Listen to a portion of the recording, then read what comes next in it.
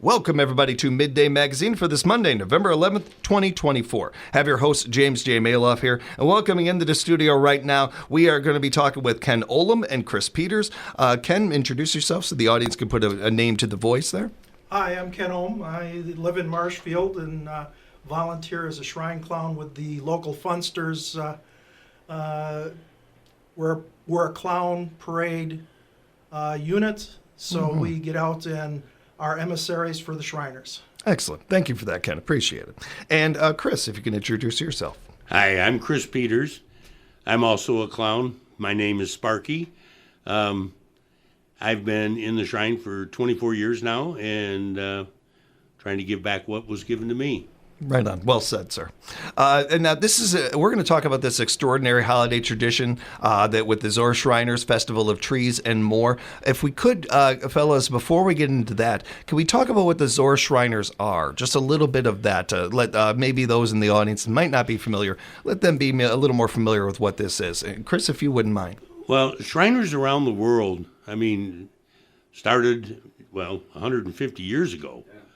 100 years ago, they decided to start building hospitals and taking care of kids. So, Zor Shriners happens to be one of three temples that are in the state of Wisconsin.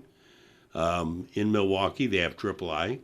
In Green Bay, they have Beja, and then we're out of Madison.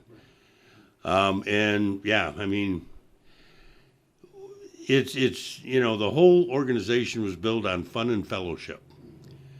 And then we started our philanthropy of the hospitals. We built ourselves up to 22 hospitals, one being up in Canada, one down in Mexico City, and the rest of them are all in the continental U.S. But our focus has changed now. Today's technology has gotten to a point where most surgeries nowadays are done as outpatient surgeries. The needs for the hospitals themselves are not as great as they used to be. And we have some of our patients traveling, for a day or two sometimes just to get to one of our hospitals. So they have a project called 2035 that hopefully by then we're going to be down to 5 hospitals, but we're going to have 300 to 500 healthcare clinics. And reach out into the areas to where we can reach out to more kids, take care of them.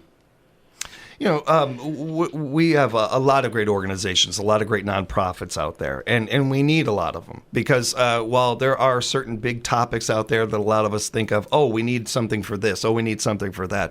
For every big topic, there are some gray areas that just don't get covered, that we don't have a chance to really talk about very much. I think Zor Shriners, the Shriners organization, has made a history of focusing on a lot of those areas, a lot of the things that we don't get a chance to really put our attention to, as always, that they have put their attention to. And the idea of adjusting and kind of working and evolving your business model, if you will, for a nonprofit. That's something that I'm so impressed by with our nonprofits. I have every week I'm talking to either United Way or Encourage or different organizations, and each one of them adapt to the modern times, and just so that they can do the good work that they're doing. I really admire that. It wasn't always the case when I was a kid, and it's really impressive to see where things go nowadays and adapting to that, to what a community needs. The Shriners have been doing this for a very long time, and have adapted to those things. I think that's really unique and cool, and it shows too, as well, that how you listen to your people, you listen to the communities, you listen to individuals, and where are we needed? Where can we do our best work? And doing something like that, I don't think a lot of our audience probably heard about that. I think I really appreciate that. That's very interesting, Chris, as far as what they're doing and how they're evolving. That's interesting. And part of that evolution is, I imagine, coming up with events like this. We're in our second year of this one. And while it's only the second one, it already feels bigger and more impactful than it was last year, which is saying something, because last year's was really big. So let's talk about the event itself, the Shriners Festival of Trees. What is this event? When is it taking place? The event itself will start Black Friday, the day after Thanksgiving, run for 10 days. And it is sponsors and donors have donated a Christmas tree, fully decorated, with gifts underneath, a value of approximately $500 or so. And then we hold a raffle under our license to raise money. The event itself is absolutely free.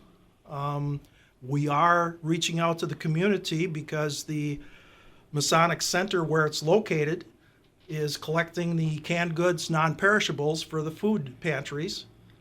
And last year they collected 800 pounds worth. Wow, that's And incredible. That's the generosity of the people coming. So we aren't asking you to pay for anything. It's a great event. It's indoors, so it's climate controlled. You can come down, have fun, look around. We have a guest from the North Pole that's there at least a good share of the time. And he likes to have children and adults come and discuss their questions and maybe sneak in a hint or two to help him with his work. He's a smart guy. He's all year prepping and planning for this stuff. He knows what he's doing. He's really got this down to a science, Santa. Also, nicely done by you guys. Pam and I have been trying to get Santa on the Midday Magazine show here for years, and it just never happens. He's got more important things like this to do. It's understandable. This is also the part of the fun of this event, too, is there's themes with each of these trees. Is that how it works? Oh, yeah. Each business or individual sponsors it with a different theme. We have some that last year, the tree that I sponsored was done in a Dr. Seuss mode with all kinds of gifts for children underneath. We have some promoting the animal shelter, some of the businesses. It's their goods, their services. They're one of the ways they're very generous to the community because they appreciate the people that keep them in business. You know, the theme of the tree is what makes up all the presents underneath it. So all those presents have to do with the theme of the tree. So, And which is great. It's a great tie-in. Thank you for that, mentioning that. And with those trees and those themes, the people can bid on these. People can possibly, or not bid on. I'm sorry, can possibly add to them.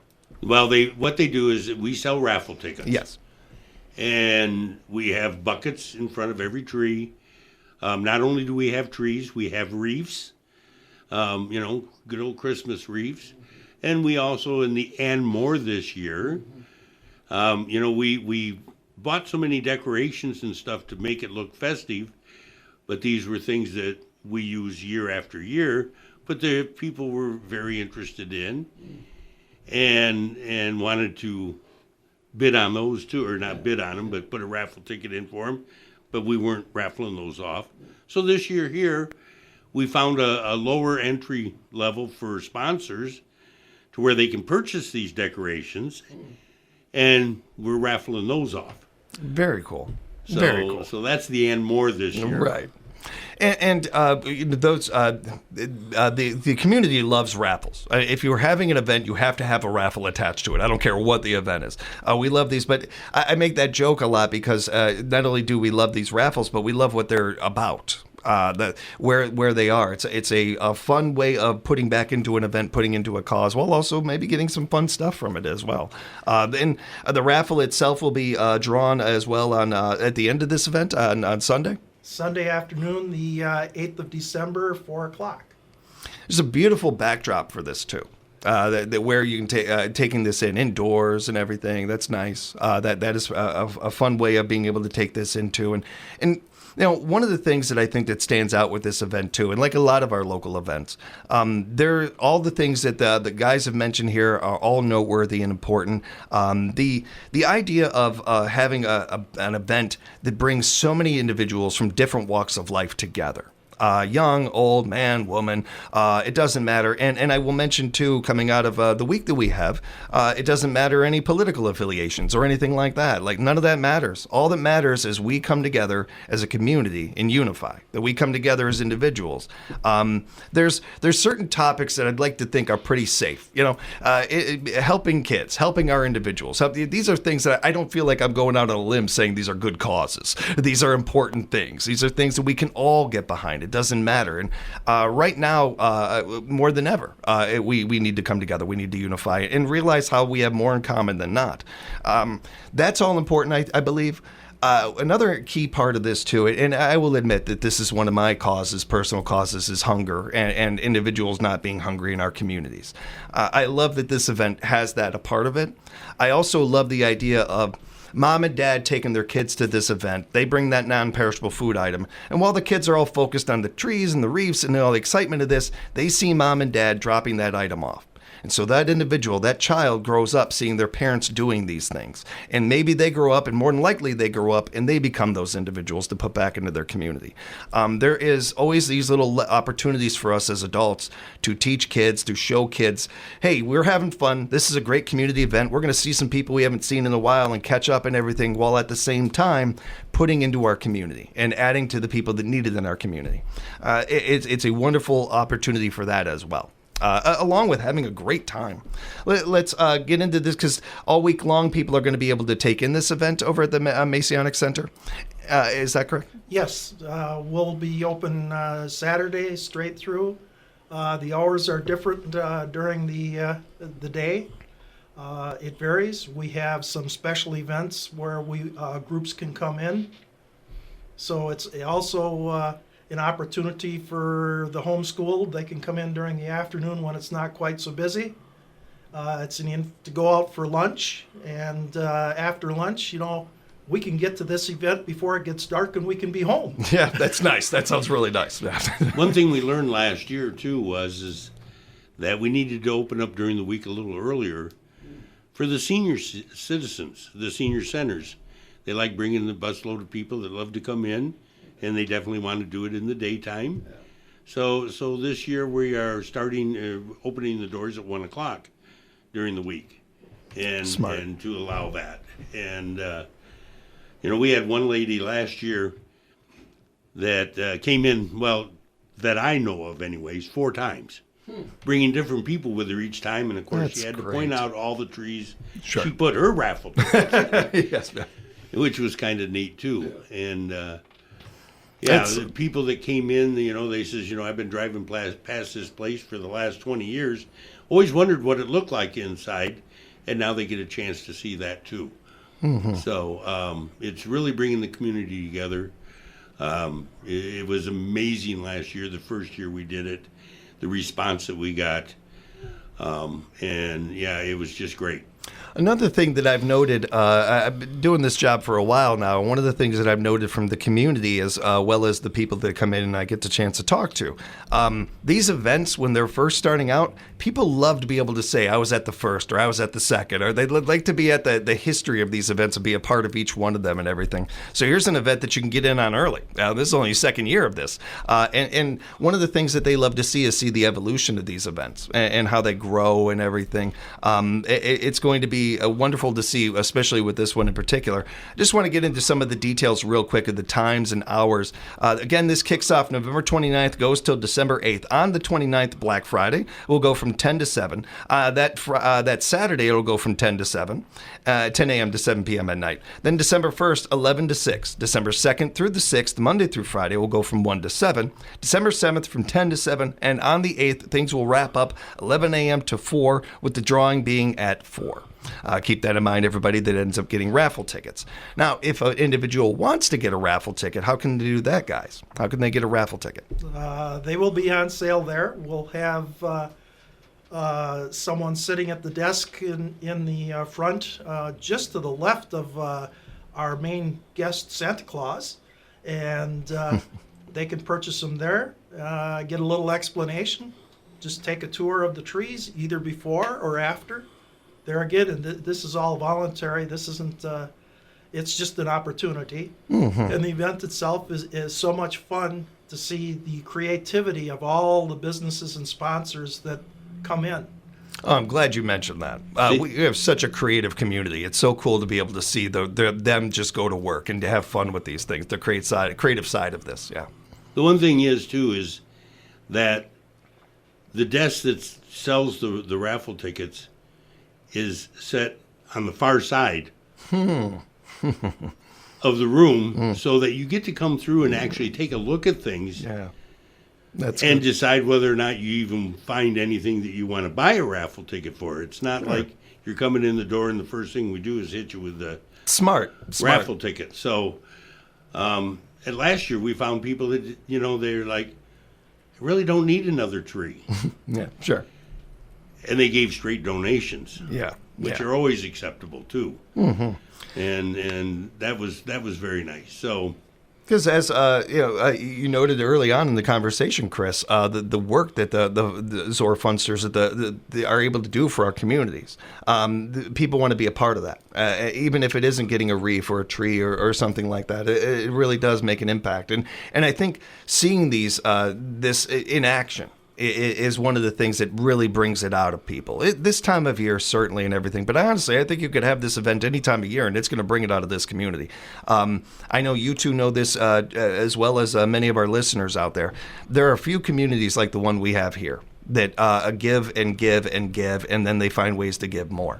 We appreciate them so very much when it comes to these events and all the future events we have coming up. And when it comes to this event, encourage you to make plans. We do want to say a big, gigantic thank you to the sponsors, to every individual that is making this happen. So many people working behind the scenes to bring on this event. And certainly want to thank those at the Masonic Center for Masonic Center. Thank you, Masonic Center, for being able to letting us have this event there too. That is very cool of them.